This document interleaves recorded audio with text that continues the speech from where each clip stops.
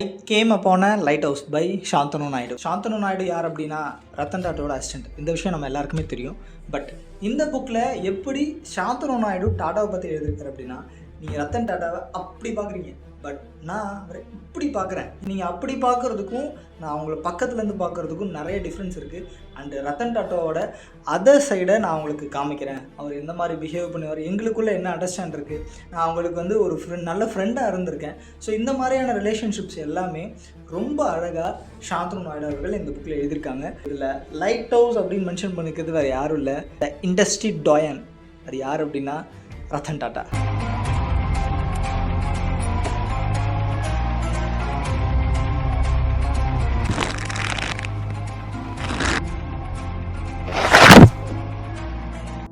சாந்தனு நாயுடு எப்படி வந்து ரத்தன் டாட்டாவை மீட் பண்ணார் அப்படின்னா, காலேஜ் டேஸ்லேயே வந்து இவருக்கு வந்து டாக்ஸ் அனிமல்ஸ் மேலே நிறைய இன்ட்ரெஸ்ட் உண்டு. ஸோ மோட்டோபோஸ் அப்படின்னு சொல்லிட்டு ஒரு இனிஷியேட்டிவ் ஆரம்பிக்கிறாரு.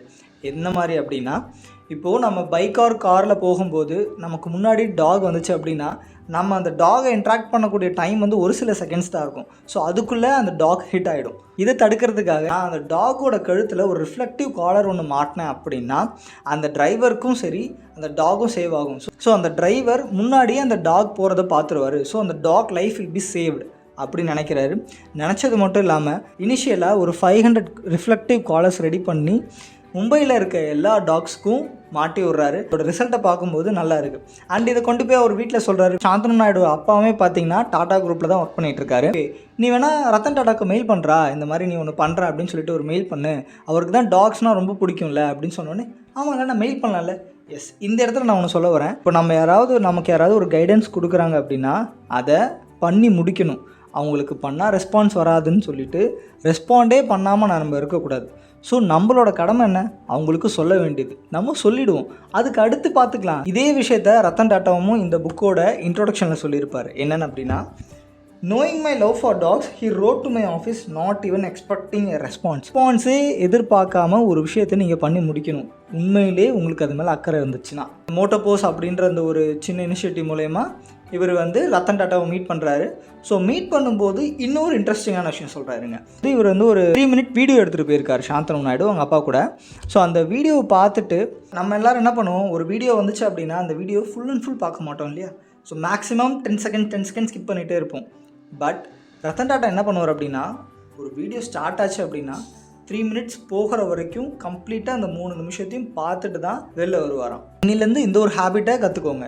எந்த ஒரு வீடியோ வேல்யூபிள் நீங்கள் நினைக்கிறீங்களோ அந்த வீடியோவை ஸ்டார்டிங் டு எண்டை ஃபுல் அண்ட் ஃபுல் பாருங்கள். அண்ட் மிஸ்டர் சாந்தனு நாயுடு வந்து MBA வந்து ஹார்வர்ட் யூனிவர்சிட்டி, கார்னல் யூனிவர்சிட்டி படிக்கணும்னு ஆசைப்பட்றாரு. ஸோ ஹார்வர்ட் யூனிவர்சிட்டியில் பார்த்தீங்கன்னா ஒரு ரெக்கமெண்டேஷன் தேவைப்படுது. 2 ரெக்கமெண்டேஷனில் ஒரு ரெக்கமெண்டேஷன் ரெடி பண்ணிட்டாரு. ஸோ இந்த 2வது ரெக்கமெண்டேஷனுக்கு டாட்டா கிட்ட கேட்கலாமா வேணாமான்னு கேட்டிருக்காரு. பிகாஸ் அவங்க அந்த இனிஷியேட்டிவ் கொண்டு போகிறப்பயே உங்களுக்கு எதாவது ஹெல்ப் வேணுமா அப்படின்னு சொல்லிட்டு டேரெக்டாக நிறைய வாட்டி ரத்தன் டாட்டா கேட்டிருக்காரு. பட் அவங்க நெக்லெக்ட் பண்ணிட்டாங்க. ஸோ இப்போது மறுபடியும் ரெக்கமெண்டேஷனுக்காக போய் நிற்கணுமா அப்படின்னோடனே சரி ஓகே பரவாயில்ல கேட்கலாம் அப்படின்னு சொல்லிட்டு அந்த டாட்டாவோட ஆஃபீஸில் ஒர்க் பண்ணுற கொலீக்ஸ் சொன்னதுனால சார்கிட்ட கேட்குறாங்க. அவர் இந்த மாதிரி இந்த பையனை ரொம்ப நல்லா தெரியும், எனக்கு இந்த மாதிரி சீட் கொடுங்க அப்படின்னு சொன்ன உடனே ஸோ டாட்டா ரெக்கமெண்டேஷன் பண்ணியும் ஹார்வர்ட் யூனிவர்சிட்டியில் சீட் கிடைக்கல. ஆனால் வித்தவுட் ரெக்கமெண்டேஷன் சாந்தனுக்கு எங்கே சீட் கிடைக்குது அப்படின்னா கர்னல் யூனிவர்சிட்டியில் சீட் கிடைக்குது. ஸோ அதுதான் அவருக்கு இன்னும் ஹாப்பி. ஓகே ரத்தன் டாட்டா எனக்கு ரெக்கமெண்ட் பண்ணார், எனக்கு கிடைக்கல, பட் என்னோடய எஃபர்ட் மூலயமா எனக்கு கர்னல் யூனிவர்சிட்டியில் கிடச்சிருக்கு. இதில் பியூட்டி என்னென்னா இந்த 2 யூனிவர்சிட்டிலுமே ரத்தன் டாட்டா படிச்சிருக்காரு. அமெரிக்கா போனதுக்கப்புறம் இவர் வந்து ரொம்ப அலோன் ஆகிட்டார். அடிக்கடி ரத்தன் டாட்டா என்ன பண்ணுவாரா, இயர்லி ஒன்ஸ் வந்து கிறிஸ்மஸ் டைமில் வந்து நியூயார்க் போவார். நானும் இந்த மாதிரி நியூஇயர் டைம்லலாம் வந்து நான் வந்து கிறிஸ்மஸ்க்கு நான் வந்து USA வருவேன், நான் வரப்பெல்லாம் உன்னை மீட் பண்ணுறேன் அப்படின்னாலுமே பட் அவருக்கு அந்த ஃப்ரெண்ட்ஷிப் இன்னும் கிட்ட வரல. நான் வந்து இங்கே ரொம்ப அலோனாக இருக்கேன் அப்படின்றத வந்து அவருக்கு சொல்ல முடியல. ஓகேவா. ஸோ அதே மாதிரி வரப்பெல்லாம் வந்து 2-3 இடம் வெளில சுற்றுவாங்க. அப்போ இவரும் கூட போவார், அந்த மாதிரிலாம் நடக்கும். ஸோ அப்படி போகிறப்ப தான் பர்ன்ஸ் அண்ட் நோபல் அப்படின்னு சொல்லிட்டு ஒரு புக் ஸ்டோர் போவாங்க. அந்த புக் ஸ்டோரில் ரத்தன் டாட்டா ரெக்கமெண்ட் பண்ண ஒரு புக் நேம் என்ன அப்படின்னா the art of racing in the rain அப்படின்ற இந்த புக்கை படிக்க சொல்லி ரத்தன் டாட்டா சாந்தனு நாயுடுக்கு ரெக்கமெண்ட் பண்ணியிருக்காங்க. அண்ட் ஓகே நான் இப்போ இங்கே வந்து ரொம்ப அலோனாக இருக்கேன். இந்தியாவில் பார்த்தீங்க அப்படின்னா எனக்கு வந்து ஒரு டாக் கூட இருந்துச்சு, இங்கே ஒரு டாகை அடாப்ட் பண்ணணும் அப்படின்னு சொல்லிட்டு ஒரு டாகை வந்து அடாப்ட் பண்ணிக்கிறாரு. அந்த டாகோட நேம் தான் வின்டர். ஸோ இந்த வின்டரை பற்றின இன்னொரு கதை நல்லாயிருக்கும். அண்ட் இன்னொரு ஹிடன் ஜெம்மை நான் இந்த புக்கில் இருந்து எடுத்தேன். என்ன அப்படின்னா, நான் சொல்ல போகிற இந்த 5 விஷயத்தில் ஏதாவது ஒரு விஷயம் உங்ககிட்ட இருந்துச்சு அப்படின்னா டாடா ட்ரஸ்ட் உங்கள் மேலே ஃபண்ட்ரைஸ் பண்ணுவாங்க. First one, ideas only proposals. அதாவது என்கிட்ட இப்படி ஒரு ஐடியா இருக்குப்பா, இந்த ஐடியாவை வந்து எனக்கு என்ன பண்ணுறதுன்னு தெரில, எனக்கு எந்த எக்ஸிக்யூஷன் பிளானும் இல்லை, நீங்கள் இந்த எக்ஸிக்யூஷன் பிளானை பண்ணுங்கள் அப்படின்னு சொன்னீங்க அப்படின்னா டாடா ட்ரஸ்ட் வந்து அதை எடுத்துப்பாங்க. Okay. And then miscellaneous concept, அதாவது இந்த மாதிரி பண்ணால் நல்லாயிருக்கும் அப்படின்னு சொல்லி ஒரு சில தாட்ஸ் உங்களுக்கு இருக்கும்ல, இது எல்லாத்தையும் நீங்கள் வந்து டாடா ட்ரஸ்ட் கிட்டே நீங்கள் சொல்லலாம். ஸ்ட்ரக்லிங் ஸ்டார்ட் அப்ஸ், அதாவது இப்போ நான் வந்து ஒரு ஸ்டார்ட் அப் பண்ணிட்டேன், கஷ்டப்பட்டு ஒரு ஸ்டார்ட் அப் ஆரம்பிச்சிட்டேன், பட் என்னால் எனக்கு இன்னும் எனக்கு கொஞ்சம் ஃபண்ட் ரைஸ் கொடுத்தீங்க அப்படின்னா என்னால் வந்து இன்னும் நல்லா பண்ண முடியும் அப்படின்னு உங்கள் கம்பெனிஸ் அப்படின்னா நீங்கள் வந்து டாடா ட்ரஸ்ட் அணுகலாம். And then promising initiative. Yes, எனக்கு பிளான் நல்லா தெரியும், என்கிட்ட ஒரு பவர்ஃபுல் டீம் இருக்குது, இந்த டீமை வச்சு நான் இதெல்லாம் பண்ண போகிறேன் அப்படின்னு சொல்லி ஒரு கம்ப்ளீட் செட்டப்போடு நீங்கள் போனீங்க அப்படின்னா அண்ட் அது ட்ரஸ்டபுளாக இருந்துச்சு அப்படின்னா Tata trust will fundraise you. And then follow up investment.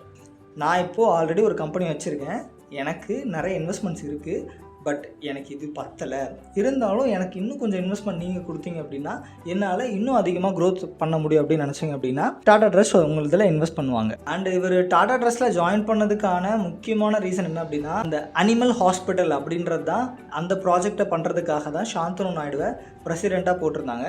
So அந்த அனிமல் ஹாஸ்பிட்டல் தான் இப்போது ரன் ஆகிட்டுருக்கு மும்பையில். நம்ம எல்லாருமே ஒரு ஃபேமஸான ஒரு வீடியோ பார்த்துருப்போம் இல்லையா, இவர் வந்து ஒரு கப் கேக்கை வச்சுக்கிட்டு அதில் வந்து ஒரே ஒரு கேண்டில் லைட் வச்சுட்டு ஊதி ஒரு பர்த்டே கொண்டாடிட்டு இருப்பாங்க.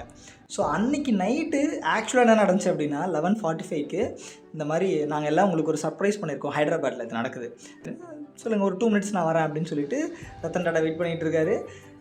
ஆக்வர்டாக சாந்தனு தான் பண்ணிகிட்டு இருக்காரு, கையில் ஒரு கேக் கக்கு அதே மாதிரி ஒரு கேண்டில் வச்சுட்டு நின்றுட்டுருக்காங்க. நின்ன உடனே ரத்தன் டாடா என்னமா சொன்னாரா, எனக்கு தயவுசெய்து பர்த்டே சாங்க பாடாதீங்க அப்படின்னோடனே கோரஸாக கூட இருந்த 2-3 பேர் பாடியிருக்காங்க. ஸோ அவருக்கு வந்து அந்த ஆக்வர்டு மொமெண்ட்டாக இருந்துச்சு. நிறைய சாங் ரெக்கமெண்டேஷன் கொடுத்துருப்பாரு ரத்தன் டாட்டா, இந்த மாதிரி இந்த பாரிஸ் போகிறப்போ நீ இந்த சாங் கேட்டியா, நான் இந்த சாங் சொன்னாலும் இது கேளு, அண்டு நான் வந்து சன்செட்டில் இருக்கும்போது எனக்கு இந்த சாங் போடு, அண்ட் நீ ட்ராவலில் இருக்கும்போது இந்த சாங் கேளு அப்படின்னு சொல்லியிருந்தாரு. அந்த 3 சாங்ஸ் ஸ்க்ரீன்ஷாட் பண்ணிக்கோங்க. டாடா லைஃப்பில் நம்ம எல்லாருக்குமே நல்லா தெரிஞ்ச ஒரு விஷயம் என்ன அப்படின்னா டாடா நேனோ.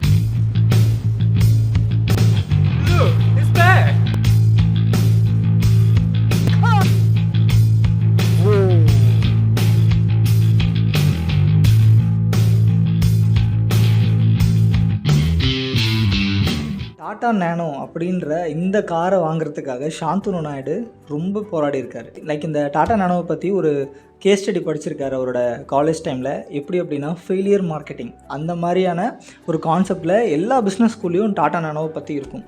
பட் சாந்தனு நாயுடுக்கும் நல்லா தெரியும், எனக்கு டாடா நேனோ ரொம்ப பிடிக்கும், நான் கண்டிப்பாக ஒரு நாள் இந்த டாடா நேனோவை வாங்குவேன், வாங்கி ரத்தன் டாட்டாவை அதில் ட்ரிப்பு கூப்பிட்டு போவேன்னு சொல்லியிருக்காரு.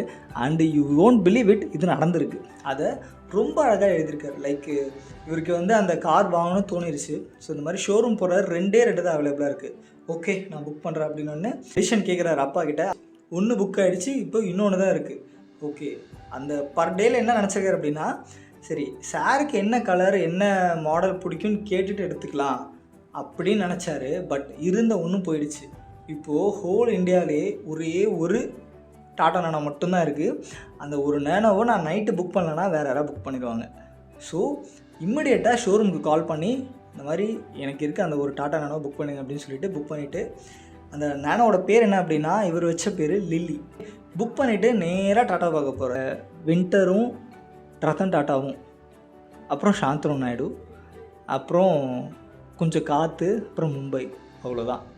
அந்த மும்பையை அவங்க ட்ராவல் பண்ணும்போது அவ்வளோ அழகாக இருக்குதுன்னு சொல்லி ரத்தன் டாட்டா சொல்லியிருக்காரு. அண்ட் இந்த மாதிரியான மூமெண்ட்ஸ் எல்லாமே ரத்தன் டாட்டாவையும் சாந்தனு நாயுடுவும் திக் ஃப்ரெண்ட்ஸாக மாற்றிருக்கு. ஐ கேம் அப்பான லைட் ஹவுஸ் இந்த புக்கில் இருந்து நான் நிறைய விஷயம் கற்றுக்கிட்டேன். என்ன அப்படின்னா, இப்போது ஒரு விஷயம் உங்கள் கைக்கு கிடைக்குது அப்படின்னா யூஸ் இட் ஃபுல்லி. எந்த ஒரு ஆப்பர்ச்சுனிட்டியும் நெக்லெக்டே பண்ணாதீங்க, ஓகேவா? ஸோ அவர் மெயில் அனுப்பலாம் அப்படின்னு ஒரு தாட் சொல்லி அவர் அனுப்பாமல் விட்டுருந்தார் அப்படின்னா இன்றைக்கி இந்த கதை இல்லை, இன்றைக்கி இந்த புக்கு இல்லை, இன்றைக்கி இந்த வீடியோ இல்லை. So every thing starts in a small initiative இல்லையா? நீங்கள் ஏதாவது ஒரு விஷயம் பண்ணணும்னு நினச்சிங்கன்னா அது உங்களுக்கு ஆக்சசபிளாக இருக்குது அப்படின்னா ரெஸ்பான்ஸே வரலனாலும் பண்ணி முடிச்சிருங்க. ஓகேவா? அண்டு பர்சனலாக நான் ஒரு 5 to 6 திங்ஸ் இந்த புக்கில் இருந்து கற்றுக்கிட்டேன். என்ன அப்படின்னா, first thing, watch the entire video.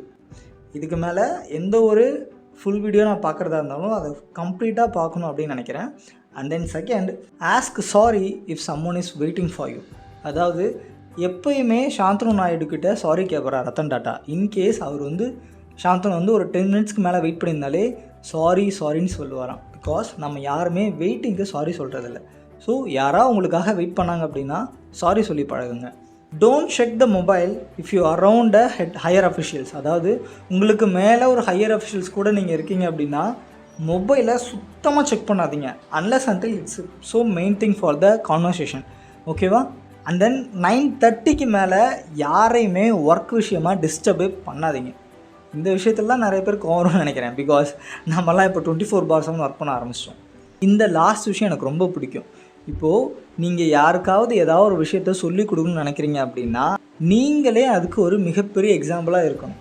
So அப்படி இருந்தீங்க அப்படின்னா அதுவே அவங்களுக்கு ஒரு மிகப்பெரிய டீச்சிங். தென் இன்னொரு விஷயம் என்னென்னா, ரெகுலராக அவர் ஜேர்னல் எழுதுறதால மட்டும்தான் இந்த புக் நம்ம கையில் இப்போ இருக்குது. ஜேர்னலிங் நோட் டவுன் அப்படின்றது வந்து மிகப்பெரிய இம்பேக்ட் அப்படின்றத எல்லாருக்குமே ஹிடனாக சொல்லியிருக்காரு சாந்தனு நாயுடு. ஒரு 5 to 6 இயர்ஸ் டாட்டாவோட ட்ராவலில் இருக்கும்போது ஈவன் பர் டே அவர் ஜேர்னலிங் பண்ணுறதை விட்டுருந்தார் அப்படின்னா இன்றைக்கி இந்த புக்கில் நமக்கு இந்த சின்ன சின்ன கதைகள் இல்லை.